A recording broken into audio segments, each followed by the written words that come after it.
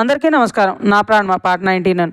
రఘు గారు కోపంగా దివిత్ వైపు చూసి తన అశ్విన్ నుండి పక్కకు లాగి చెంప చెల్లుమనిపించి, నీ వల్లేరా ఇదంతా, నువ్వు చేసిన ఒక తప్పుకి ఎంతమంది జీవితాలు నాశనం అవుతున్నాయో తెలుసా? నీకు చెల్లెల మీద ప్రేమ నీకు మాత్రమే ఉందా? నాకు మరుజన్మనిచ్చిన తల్లిలా, నీకంటే ఎక్కువ చూసుకునే బిడ్డలా నీకంటే ఎక్కువ ప్రేమే ఉందిరా. తను పెళ్ళయ్యాక ధృతి గురించి పట్టించుకోలేదని ఎవర్రా చెప్పారు నీకు? తను అశ్విన్తో సంతోషంగా లేదని ఎవరు చెప్పారా? తన పెళ్లి గురించి తెలిసిన తర్వాత మాతో వచ్చేయమంటే తనేమందో తెలుసా నీకు?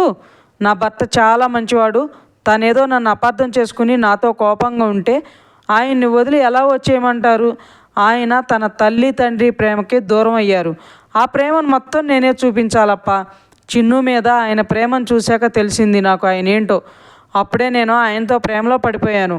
చావైనా బ్రతకైనా ఆయనతోనే ఉంటాను, నన్ను ఇక్కడే ఉండనివ్వండి అప్ప ప్లీజ్ అని చెప్పిందిరా. కానీ నీ మూర్ఖత్వంతో పిచ్చి ఆలోచనలతో ఈరోజు తను ప్రేమించిన భర్తకి దూరం చేసావు.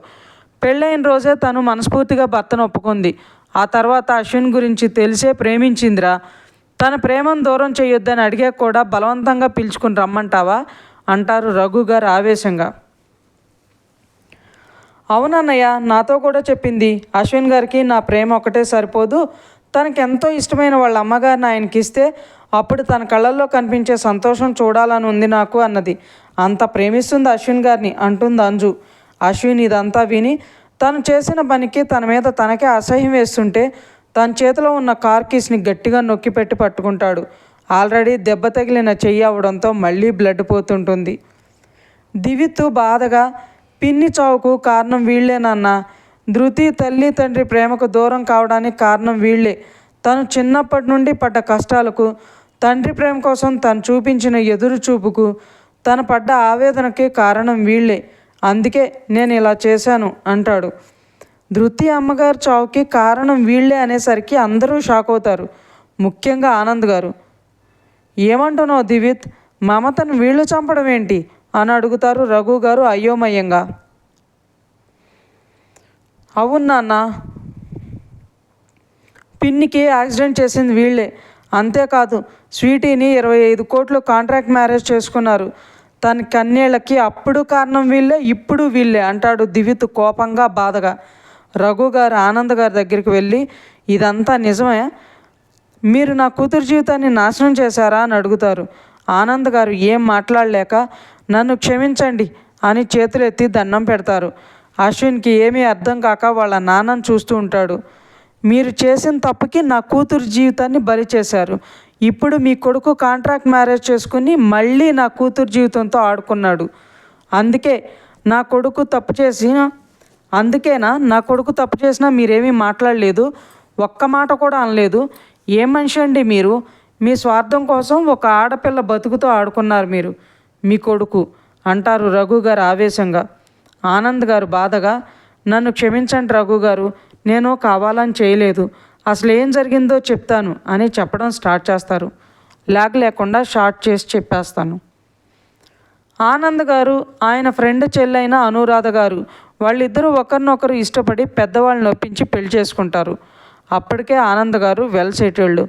ఎంతో హ్యాపీగా ఉన్న వారి జీవితంలోకి మొదట అశ్విన్ వస్తాడు, ఆ తర్వాత చిన్ను పుడుతుంది. అలా ఎంతో ఆనందంగా ఇద్దరు పిల్లలతో హ్యాపీగా ఉన్న టైంలో దూరపు చుట్టాలు ఆనంద్ గారికి మరదలు వరుసైన అమ్మాయి పార్వతి గారు వాళ్ళ అమ్మ వస్తారు. తండ్రి లేని ఆడపిల్ల, పెద్ద దిక్కు లేని కుటుంబం అని అనురాధ గారు మంచితనంతో వాళ్ళని అక్కడే ఉండేలా ఆనంద్ గారిని ఒప్పిస్తారు. కానీ పార్వతి గారికి ఆనంద్ గారి ఆస్తి చూసి, అనురాధమ్మ గారి మీద ఆయన చూపించే ప్రేమ చూసి ఆయనంటే ఇష్టం ఏర్పడి ఆయనని పెళ్లి చేసుకోవాలనే ఆశతో అందరి ముందు చనువుగా ఉండడం స్టార్ట్ చేస్తుంది. అశ్విన్కి చిన్నప్పటి నుండే వాళ్ళ నాన్నకి ఆమెకి మధ్యలో ఏదో ఉందనే అనుమానం స్టార్ట్ అయ్యేలా చేస్తారు పార్వతి గారు అమ్మగారు. అనురాధ గారు మాత్రం ఇవేమీ పట్టించుకునేవారు కాదు. పార్వతి గారు అనురాధ గారు లేనప్పుడు అశ్విన్ చూస్తున్నప్పుడు కావాలనే ఆనంద్ గారు రూమ్కి వెళ్ళేవారు. ఆమె ఏడుస్తూ ఆనంద్ గారిని పట్టుకోవటం, ఆయన ఆమెను ఓదార్చటం, ఆమె ఏదో చెప్పగానే ఆయన బాధపడి ఆమెకి డబ్బులు ఇవ్వడం చూసేవాడు. ఒకరోజు అనురాధ గారు కళ్ళు తిరిగి కింద పడిపోతే ఆమెను హాస్పిటల్లో తీసుకుని వెళ్తారు. ఏం లేదని స్ట్రెస్ వల్ల అలా అయ్యిందని చెప్పి పంపిస్తారు డాక్టర్లు. ఆ రోజు నుండి అనురాధ గారు ఆనంద్ గారితో తరచూ గొడవ పడేవారు. నలుగురు 4 మాటలు అంటున్నారని పార్వతి గారిని పెళ్లి చేసుకోమని చెప్పేవారు. ఆ విషయం మీద ఇద్దరికీ గొడవ వస్తుంటుంది. ఇదంతా చూస్తూ వస్తున్న అశ్విన్కి వాళ్ళ అమ్మగారు బాధపడటం, ఏడవటం చూసి పార్వతి గారి వల్లే అని, డబ్బు కోసమే ఇదంతా చేస్తుందని అర్థమవుతుంది. అదీ కాకుండా వాళ్ళు మాట్లాడుకునే మాటలు విన్నవి అశ్విన్ ఆమె మీద కోపం పెంచుకుంటాడు. రాను రాను ఆనంద్ గారికి అనురాధ గారికి మధ్య అగాధం ఏర్పడుతుంది. ఒకసారి పెద్ద గొడవ జరిగి ఆనంద్ గారు ఆమె మీద చేయి చేసుకుని అక్కడి నుండి వెళ్ళిపోతారు.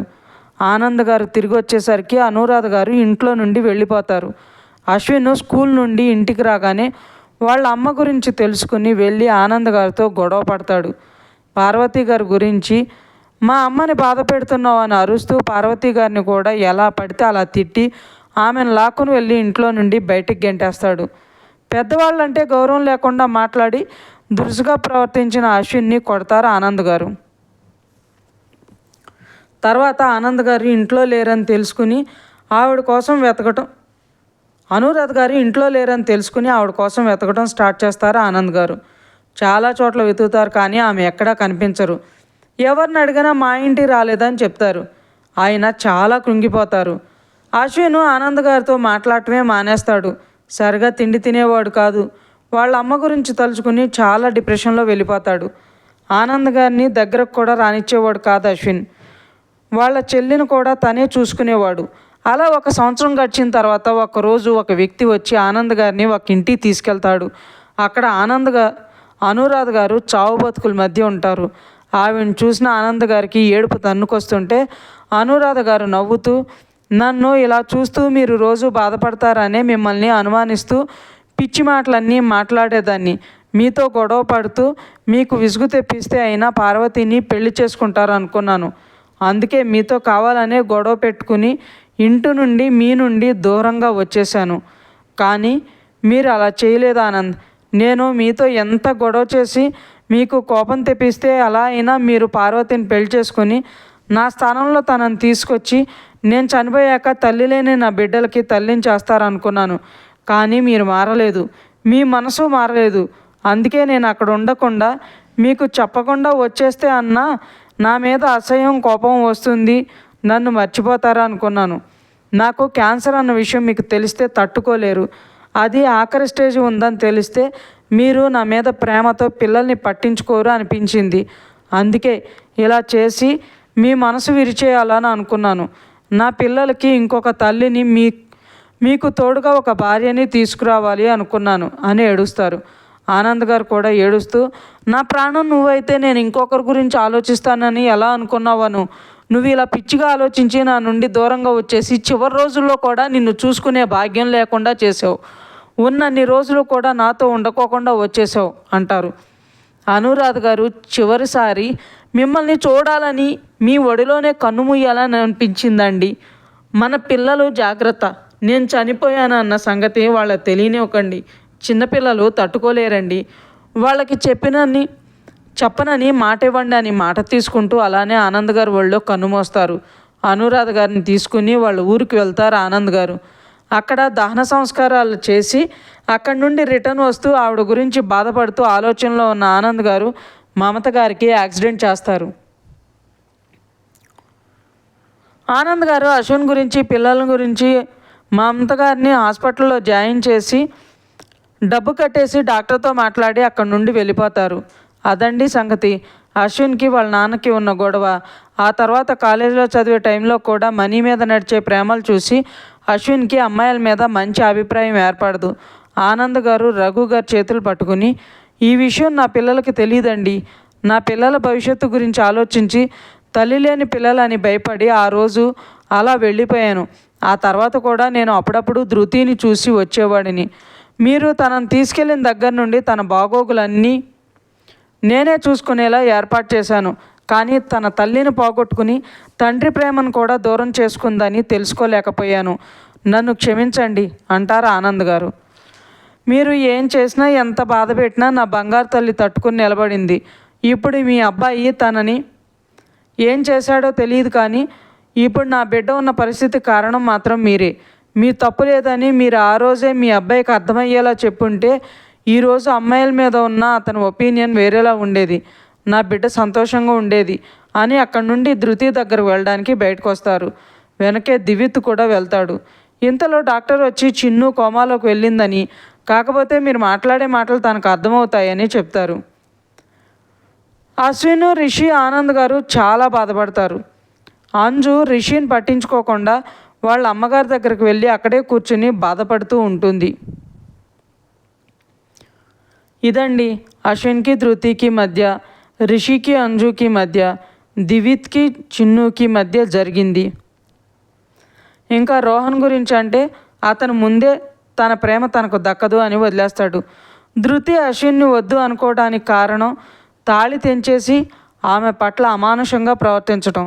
ఎన్నన్నా ఎన్ని పనిష్మెంట్లు ఇచ్చినా తట్టుకుంది, కానీ అతి పవిత్రమైన తాళి తెంచేసి తనని ఇష్టం వచ్చినట్లు గాయపరిచి తన మనసుని శరీరాన్ని గాయపరిస్తే తట్టుకోలేకపోయింది. అందుకే ఇప్పుడు అశ్విన్ పట్ల అంత కఠినంగా ఉండడానికి కారణం. ఇంకా ఉంది ఫ్రెండ్స్. మీకు ఈ స్టోరీ నచ్చినట్లయితే లైక్ చేయండి, సబ్స్క్రైబ్ చేయండి. ఇంతలా ఆదరిస్తున్నందుకు థ్యాంక్ యూ సో మచ్.